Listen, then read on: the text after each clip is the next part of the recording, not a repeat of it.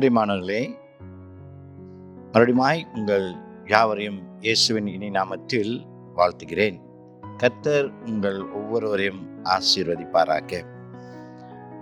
இந்த நாளில் கூட நமக்கு கொடுக்கப்பட்ட வேத வசனம் மத்தேயு 8ஆம் அதிகாரம் வசனம் 23 தொடங்கி 27 முடிய.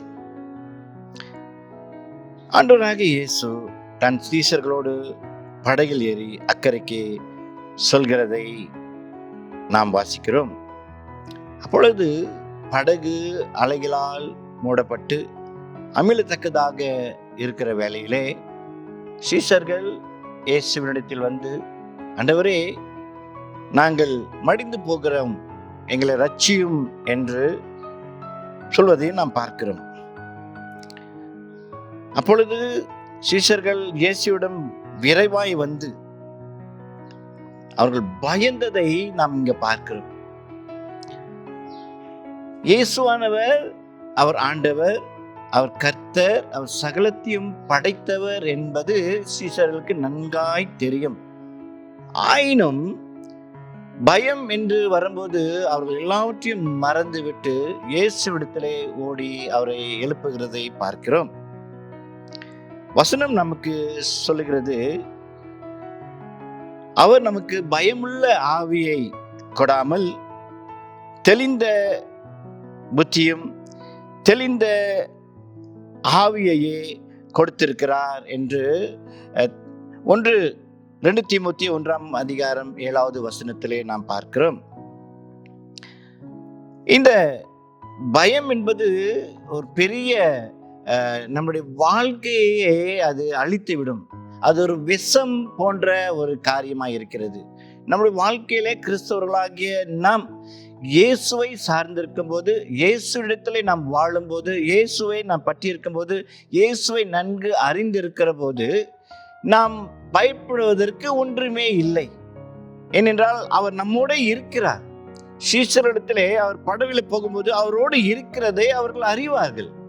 அப்படி இருந்தும் பயம் என்று அவர்கள் வரும்போது அதை மறந்து விடுகிறார்கள். இயேசு தன்னோடு இருப்பதை மறந்து விடுகிறார்கள். நம்முடைய வாழ்க்கையிலும் பெரியமானவர்களே, நாம் எவ்வளவுதான் ஒரு வைராக்கியமான, ஒரு விசுவாசமான, ஒரு உண்மையான கிறிஸ்தவர்களாக இருக்கும்போது நமக்கென்று ஒரு பயம் வந்துவிடும்போது நாம் எல்லாவற்றையும் மறந்துவிட்டு அந்த பயத்திற்கு நாம் முதலிடம் கொடுக்கிறவர்களாக இருக்கிறோம். சங்கீதக்காரன் தாவீது சொல்றாரு, நான் மரண இருளில் பள்ளத்தாக்கிலே நடந்தாலும் பொல்லாப்புக்கு பயப்படேன், தேவரீர் என்னோட கூட இருக்கிறீர் என்ற அந்த நிச்சயத்திலே சங்கீதக்காரன் அவர் தொடர்ந்து அவர் போகிறதை பார்க்கிறோம். பிரியமானவர்களே, இந்த உலகில் வாழும்போது நாம் பயப்படும்படியான அநேக காரியங்கள் இருக்கலாம். நாம் இந்த பூமியிலே வாழ்ந்து கொண்டிருக்கிற வேளையிலே நம்மை பயமுறுத்தக்கூடியதான அநேக காரியங்கள் இருக்கலாம். ஆனாலும் இயேசுவை நோக்கி நாம் பார்க்கும்போது நீங்கள் பயப்படாதிருங்கள் என்று அவர் அநேக இடங்களிலே இயேசுவானவர் மக்களை பார்த்து சொல்லியிருக்கிறார். சொல்லிக்கொண்டு இன்னமும் சொல்லிக் கொண்டு தான் இருக்கிறார். ஆனபடி நான் இந்த பயத்தை நீக்கி போட்டு இயேசு என்னோடு இருக்கிறார் என்ற அந்த நிச்சயத்திலே நாம் வாழ்கிறவர்களாக இருக்கிறோம். பிறகு இந்த லெந்து நாட்களிலே நாம் இன்னும் ஆண்டவரோடு இயேசுவோடு கிட்டி சேர்வதற்கு தான் இந்த நல்ல ஒரு வாய்ப்பு நமக்கு உருவாக்கி தந்திருக்கிறார்.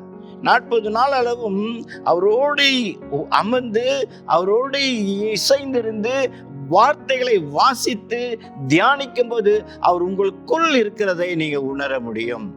லெந்து என்பது அது நம்மை ஒடுக்கி அடக்கி அவரை சார்ந்திருக்கும் போதுதான் அந்த நன்மைகளை நாம் பார்க்க முடியும். பிரியமானவர்களே, இயேசு ராஜா நம்மோடு இருக்கிறார். நாம் ஒன்றுக்கும் கவலைப்படாமல் எல்லாவற்றையும் குறித்து ஸ்தோத்திரத்தோட வேண்டுதலினாலும் தேவனிடத்தில் தெரியப்படுத்துங்கள். அப்பொழுது எல்லா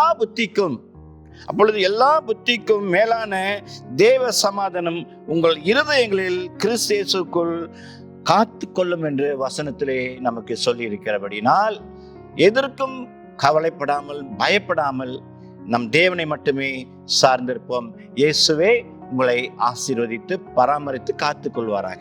கண்களை மூடி ஜெபம் செய்வோம். கர்த்தாவே, பரிசுத்தமுள்ள பிதாவே, இந்த காலத்திலே நாங்கள் உம்மை நோக்கி பார்த்து இன்னும் அதிகமாய் கிட்டி சேர்ந்து உம்மோடு இணையத்தக்க ஆண்டவர் நீ கொடுத்த நல்ல சந்தர்ப்பத்துக்காய், நல்ல நேரத்துக்காய், இந்த காலத்துக்காய் நன்றி.